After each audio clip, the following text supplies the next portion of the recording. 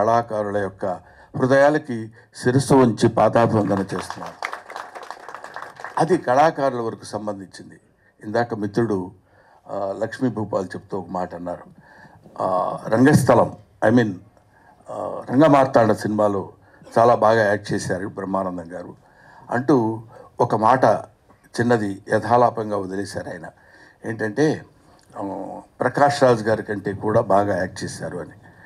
అది నేను దాన్ని మెన్షన్ చేయకపోతే దాన్ని నేను అంగీకరించినట్టు అవుతుంది. Prakash Raj is a Born artist. అంతటి మహా నటుడు అతను. నటుడుగా అంతటి ఉన్నత శిఖరాలను అందుకున్నటువంటి అతనిలో ఉన్నటువంటి ప్రతి అణువు యాక్ట్ చేయగలిగినటువంటి కెపాసిటీ ఉన్నటువంటి మనిషి, ఆర్టిస్ట్. అటువంటిది వాళ్ళతో పోలిక కాదు. నేను ఇది జెన్యూన్గా చెప్తున్న మాట, ఏదో మొడెస్టీగా చాలా మంచోడిని అనిపించుకోవటం చెప్పే మాట కానే కాదు. రంగస్థలం సాక్షిగా చెప్తున్నాను. ఆ రోజు ఒక కృష్ణవంశీ కానీ ఒక ప్రకాష్ రాజ్ లాంటి వాళ్ళిద్దరూ నన్ను ఎన్నుకుని నా దగ్గరికి రావడం అది నా గొప్పతనం కాదు, వాళ్ళ సంస్కారం. వీడి దగ్గర ఈ టాలెంట్ ఉంది అని వాడిని పట్టుకుని తీసుకొచ్చి నన్ను అలా పెట్టి మౌల్డ్ చేసి చూపించినటువంటి విధానంలో అఫ్కోర్స్ అలా అని నేను చేతగాని ఆర్టిస్ట్నే కాదు. I got my own talent as an artist. కానీ దాన్ని పైకి ఎలివేట్ చూపించగలిగినటువంటి వాళ్ళు. ఈ రంగమార్తాండ అనేటువంటి సినిమా విషయం ఇప్పుడు అప్రస్తుతమైన ఎందుకు చెప్పాల్సి వస్తుందంటే రంగమార్తాండ గురించి, ఈ సినిమా అంతా రంగస్థలం గురించే. రంగస్థలంలో ఒక్కొక్కటి ఆలోచిస్తుంటే ఎంతమంది కళాకారులు మధ్యాహ్నం గబగబా ఇక్కడొక నాటకంలో ఒక వేషం వేసి మళ్ళీ 10 గంటల నుంచి బయలుదేరి ఇంకో చోటుకి వెళ్ళి ఇంకో పరిషత్తులో నాటకం వేసి అక్కడి నుంచి లారీలు పట్టుకుని వెళ్ళిపోయి నాటకాలు వేసినటువంటి ఇంతటి. ఇప్పుడు మనం స్వతంత్రం వచ్చింది ఆగస్టు 15 అనుకుంటాం. స్వతంత్రం ఎక్కడొచ్చిందంటే ఎంతోమంది త్యాగధనుల యొక్క దీన్ని సమాధి మీద నుంచి పుట్టినటువంటి అద్భుతమైన వృక్షాలు ఇవాళ మన స్వాతంత్రం. అలాగే ఈ రంగస్థలం మీద ఎంతోమంది కళాకారులు పుట్టారు పోయారు. కానీ ఈ రంగస్థలం మీద ఉన్నటువంటి కళాకారుని బతికించేటువంటి శక్తి ఒక్క కళాకారుడికి మాత్రమే ఉంది. వాళ్ళది తెలుసుకుని ఇదిగో తమ్ముడు ఎల్బి శ్రీరామ్, ఈయన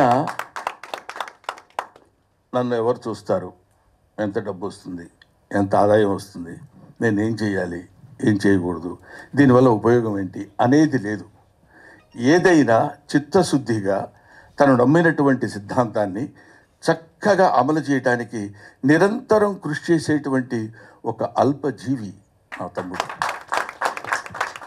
ఇవాటి వరకు ఎందుకు అట్లా ఉన్నాడంటే, అందుకే ఇప్పుడు ఈ చప్పట్లు కొడితే వినపడుతుంది. భావుడిపాటి కామేశ్వరరావు గారు చెప్తారు కీర్తిశేషుల నాటకంలో, ఆ చప్పట్లే కదరా ఆకలిగా ఉన్న కళాజీవికి పంచపక్ష ప్రమాణాలు. ఆ కళాకారు పంచపక్ష ప్రమాణాలు, ఆ చప్పట్లే కదరా కళాకారుని విర్రెత్తింపచేసే ఏకైక సంఘటన. ఆ చప్పట్ల ముందు కరిగిపోకుండా ఎలారా నిలబడ్డాం అంటాడు.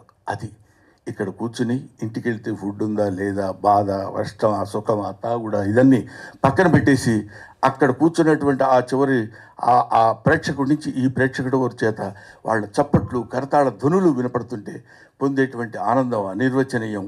దాన్ని ఎవరూ చెప్పడానికి వీల్లేదు, చేయటానికి వీల్లేదు. అంతటి మహనీయమైనటువంటి శక్తి సంపద కలిగినటువంటిది ఆర్ట్. అది ఆర్ట్. చాలామంది ఏమనుకుంటారంటే ఆర్ట్ అంటే ఏదో కళ అని, ఫైన్ ఆర్ట్స్ అంటే లలిత కళలు అని, లలితములైన కళలు అని, అంటే ఫైన్ ఆర్ట్స్ మృదువైన కళలు అని అనుకుంటారు. కాదు, లలితా గాయత్రి యొక్క అంశ చేత పొందబడినటువంటి కళలు లలిత కళలు. ఇది అందరికీ రావు, ప్రతివాడు నటించాలంటే కుదరదు. అది కొంతమందికి మాత్రమే. మా అమ్మాయి సుమ ఉంది. సుమ ఈరోజు అదే మాట్లాడితే ఏదో మలయాళం నుంచి వచ్చింది ఎన్నో లేకపోతే ఇంకో చోట నుంచి అని కాదు.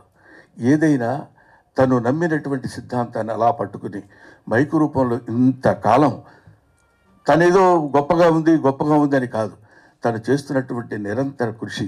వింటున్నారో లేదో తెలియదు, మాట్లాడుతున్నారో లేదో తెలియదు.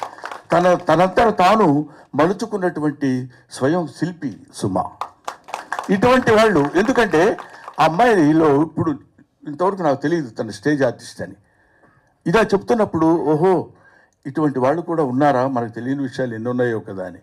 అది అద్భుతమైనటువంటి ఇటువంటి కళాకారులందరినీ ఒకచోట చేర్చి వీళ్ళ మీద ఒక సినిమా తీయాలని అనేటువంటి ఆలోచన రావడమే నిజంగా చిన్నవాడు అర్జున్ సాయి. వారికి నేను సిన్సియర్గా బాటమ్ ఆఫ్ మై హార్ట్, నా హృదయాంతరాల నుంచి అతన్ని అభినందిస్తున్నాను. ఎందుకంటే ఇందాక రైటర్ చెప్పారు, ఇక్కడ ఇలాంటి సినిమాలు ఎన్నుకోవాలంటే దానికి కొంచెం దమ్ము కావాలి, దానికి ఇది చెప్తూనే అటాక్ చేయగలిగినటువంటి, అంటే మళ్ళీ సినిమాటిక్గా కావాల్సినటువంటివన్నీ డీల్ చేయటం.